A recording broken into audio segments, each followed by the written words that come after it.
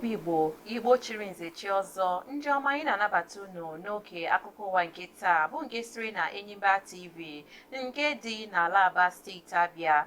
Taa bụ Tuesday abalị 22 nke ọnwa Ọktoba afọ 2024 ma bụrụ ahịa orie n'ala Igbo. Onye na-ewetara unu akọ nke taa bụ m Ogechi Nwachukwu Ụzọma. Ugbu a ka na-ezọba ụkwụ n'akụkọ ndị anyị jiri bịa. Ala Aba bụ isi obodo azụmahịa na steeti Abia bụ nke tọgbọrọ chakoo site n'ụtụtụ ruo na mgbede nke ụbọchị Mọnde, dịka ọtụtụ bụ ndị bi n'obodo Aba bụ ndị nọcha n'ụlọ ebe ụfọdụ ụlọ azụmahịa bụ nke agbachisiri agbachi. Azụmahịa gụnyere ụlọakụ, ọdọ mmanụ, ebe a na-ere nri bụ ndị nke na-emepeghị emepe, ebe ọdụ ụgbọala bụ ebe ahụ gachara na enweghị ndị na-eme njem nọ n'ebe ahụ. Ụfọdụ ndị na-akwọ ụgbọala bụ ndị nọ na-atamu na enweghị ndị na-eme njem ha nwere ike ibute n'okporo ụzọ.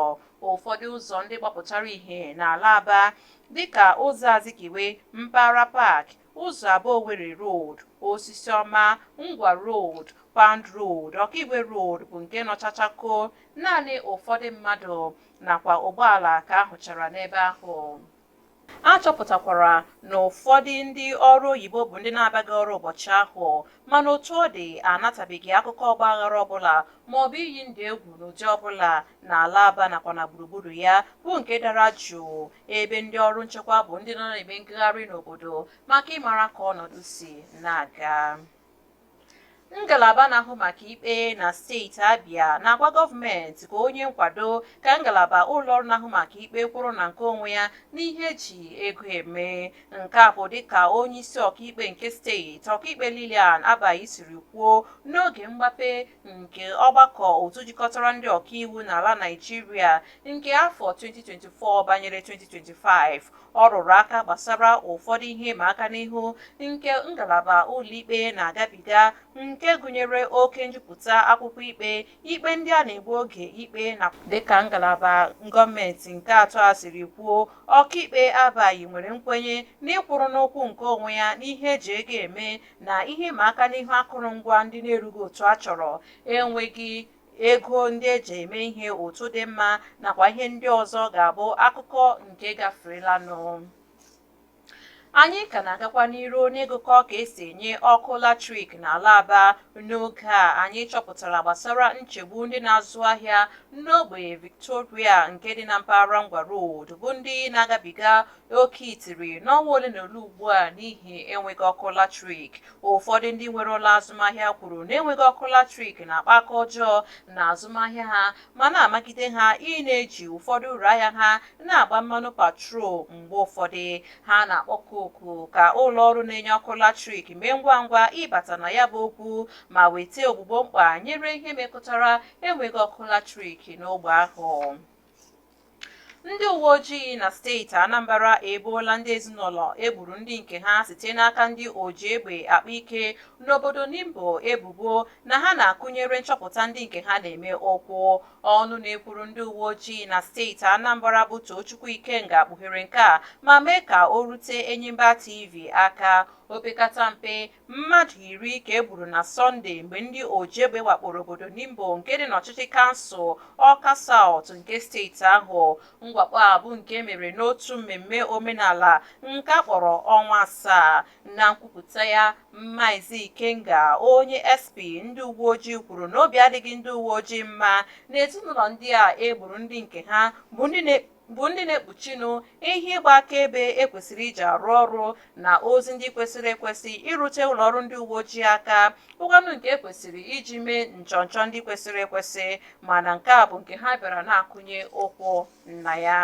Ụlọọrụ na-ahụ maka iwu nke na-echekwa mpaghara ọgwụ ike azaghachila omeiwu na-anọchite anya Kwara South bụ omeiwu Yisa Ashiru okwu dịka o bochara ụlọọrụ NDLEA ebubo na ha bụ otu ngalaba ụlọọrụ nke mpụ na nrụrụ aka ka dị n'ime ya. Omeiwu Ashiru, mgbe ọ nọ na-etinye aro ya n'akwụkwọ ụkpụrụ iwu nke chọrọ ọnụ ka ehiwe ụlọọrụ nke ga na-eme nkụzi ihe mmepe anya n'izuụka gara aga, na-ezaghachi okwu ahụ nke o kwuru megide ụlọọrụ NDLEA, ọnụ na-ekwuru ụlọ ọrụ a bụ Femi Babafemi kwuru n'okwu a onye omeiwu a bụ nke o kwuru n'ihi iwe nke dị ya n'obi kemgbe n'ebe ụlọ ọrụ a nọ. O kwuru na ebe obibi onye omeiwu a bụ nke a wakporo n'oge gara aga n'ihi ozi a natara n'ebe ahụ bụ ebe ọgwụ ike na-aka apasi isi, ebe ndị enyemaka onye omeiwu a mmadụ abụọ ka a nwụchiri n'oge mwakpo ahụ, ebe otu onye n'ime mmadụ abụọ ahụ jisiri ike gbalaga. N'ịga n'iru n'akụkọ, ụlọ ọrụ na-ahụ maka ime njem gaa mba ndị ọzọ nke bụ ụlọ ọrụ NIS na mkpirisi asụ bekee ekwupụtala na ọ bụ eziokwu na nwụchiri Idris Okuneye onye eji Bobrisky mara bụkwanụ nwoke na-ejike ka nwaanyị na Semeboda. Ụlọ ọrụ a na nkwupụta ha kwuru na nwụchiri ya mgbe ọ nọ na-achọ ifepụ ala Naịjirịa. Ọnụ na-ekwuru ụlọ ọrụ a bụ DCI Keti Udo kọwara Bobrisky dịka onye a na-eme nnyocha ma gbakwunye na ajụjụ ọnụ a na-agba ya ugbu a ka na-aga n'iru ebe a ga-enyefe ya n'aka ndị ọrụ kwesịrị ekwesị maka ihe ndị ọzọ fọrọnụ. Otu panel nke ọchịchị etiti hiwere maka ime nnyocha ebubo eboro Idris Okuneye bụkwanụ nwoke na-ejike ka nwaanyị ekwuola na onye a bụ okwu akpụ n'ọnụ n'ebe o mekọtara akara nwaodide dị iche iche bụ onye ihe nọzuru ọnụnọ ya n'ụlọ mkpọrọ ọnwa 6 mana enwere ụfọdụ ihe ekwere ka o nwee ike rute ya aka. Otu onye otu panel ahụ bụ Uju Agọmmụọ bụ onye gụpụtara gbasara ngụkọta nnyocha nke ụlọ ọrụ ministri na-ahụ maka ihe na-eme n'ime obodo kwuru na ka ọ dị na ha achọpụtaghị ma ọ bụ ihe akaebe ọbụla nke na-egosi na Bobrisky bụ onye hiri n'ebe ọzọ na-abụghị n'ụlọ mkpọrọ. Agọmmụọ kwuru n'oge ahụ na-esi n'ụlọ mkpọrọ nke Kuje ma buga ya na nke Kirikiri nke Apapa dị na steeti Lagos. N'oge ịnabata ndekọ nke nchọpụta ahụ, onye minista na-ahụ maka ihe na-eme n'ime obodo bụ Olubimitunju Ọjọọ kwere nkwa na mpụtara nchọpụta ahụ ka a ga-eme ka ọhaneze mara maka ya ebe na-enweghị ihe ọbụla ga-ekpuchi aka gbasara nke ahụ. Na mgbaso akwụkwọ agbara gbagide ụlọọrụ EFCC site n'aka ndị gọvanọ 19 ụlọikpe okpechọọgwụ nke ala anyị Naịjirịa bụ nke ga-eleba anya n'ikpe ahụ taa. Ndị gọvanọ na ndị EFCC bụ ndị a na-eche ka enwee mkpebi siri ike n'aka ụlọikpe okpechọọgwụ maka gbasara nkwado iwu nke kwadoro ụlọọrụ a ịkwụrụ na nke onwe ya. Ndị gọvanọ bụ ndị gbara akwụkwọ a gụnyere gọọmenti nke steeti Kogi, Ondo, Edo, Ọyọ, Ogun, Nasarawa, Kebbi, Katsina, Sokoto, Jigawa, Enugu, Benue, Anambra, Plateau, Cross River nakwa Niger. Steeti ndị a bụ ndị na-achọnụ ka agụpụ ụlọọrụ EFCC dịka ụlọọrụ na-ahụ maka nrụrụ aka ego na mpụ na omekome ndị ọzọ. Otu pati PDP na mgbalịsi ike ya ịhụ na udo ga-achị eze n'etiti ndị otu ha na ibe ha na-enwe nkụkata isi na njikere ọgbakọ otu kọmitii nke ndị isi okpokpo n'otu a nke ga-adị na Tọzdee. Otu kọmitii nke na-ahụ maka idozi okwu nke Olagunshoye Oyinlola bụ onye ndu ya ga-eme ka otu kọmitii nke ije ozi nke otu pati ahụ mara ihe ndị ha kwutere na ka ha siri hazie otu a ga-esi weta udo n'etiti ndị otu ha na-enwe nkụkata isi bụ nke a ga-eche n'ihu otu NWC nke Umar Damagum bụ onye isi ya iji hụ na udo ga-achị eze n'etiti ndị bụ ndị otu pati a. Ka ọ dị ugbu a anyị ga-azọpụta ụkwụ ọ bụrụ na anyị laghachite akụkọ ndị ọzọ fọdụrụnụ ga-erute unu aka nọsie n'ike n'ebe ahụ.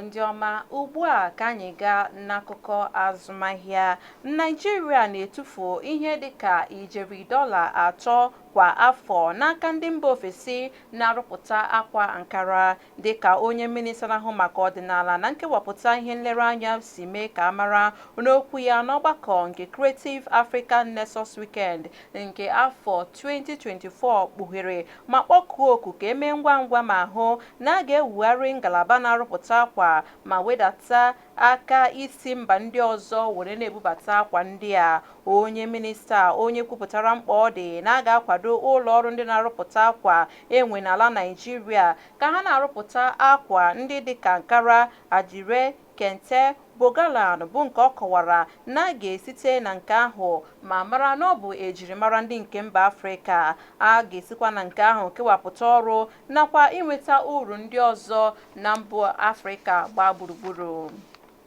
N'akụkọ egwuregwu ka anyị banyere ugbu a, otu na-ahụ maka nhazi egwuregwu bọọlụ na mba Afrịka bụ otu CAF n'ụbọchị Wenezdee mapụtara ọkwa mkpebi gbasara nkụsasị egwuregwu bọọlụ ntozu oke nke dị n'etiti mba Libya na Naịjirịa, bụ nke hiweburu ịdị n'abalị 15 nke ọnwa Ọktoba. Dịka ụlọọrụ mgbasa ozi nke Al Ahly mba Libya siri kwuo, otu CAF ga-enye mkpebi ikpeazụ ya gbasara okwu a nke dapụtara n'etiti otu bọọlụ Super Eagles na nke mba Libya.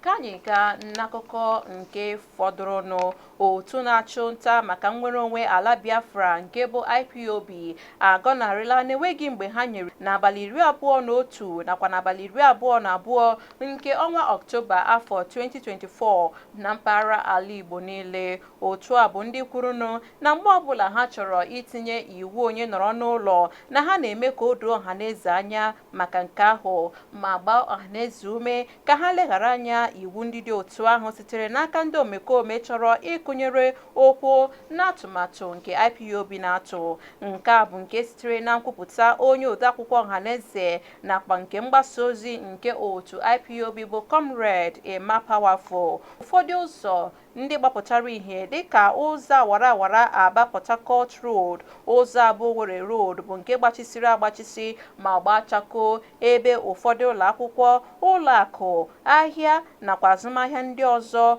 bụ ndị ahụrụ na ha gbachisiri agbachisi. Ebe mekwara ka amata n'ụzọ bịara dịzie ka ebe agbara ọsọ ndụ, dịka ahụkwara ebe ụfọdụ ndị nchekwa nke gụnyere ndị soja na ndị uwe ojii ka ha nọ na-agagharị maka ịmara ka ọnọdụ obodo siri dị. Ndị ọma m, site n'akụkọ ahụ ka anyị ga-achịkọ ya ọnụ n'ebe o mekọtara akụkọ ụwa nke taa, bụ nke sitere na Enyimba TV nke dị n'ala Aba steeti Abịa. Onye wetara n'akọ nke taa bụ m Ogechi Nwachukwu Ụzọma, na-asị onye ahụrụ taa ka ahụkwa ya echi. Ndewonụ.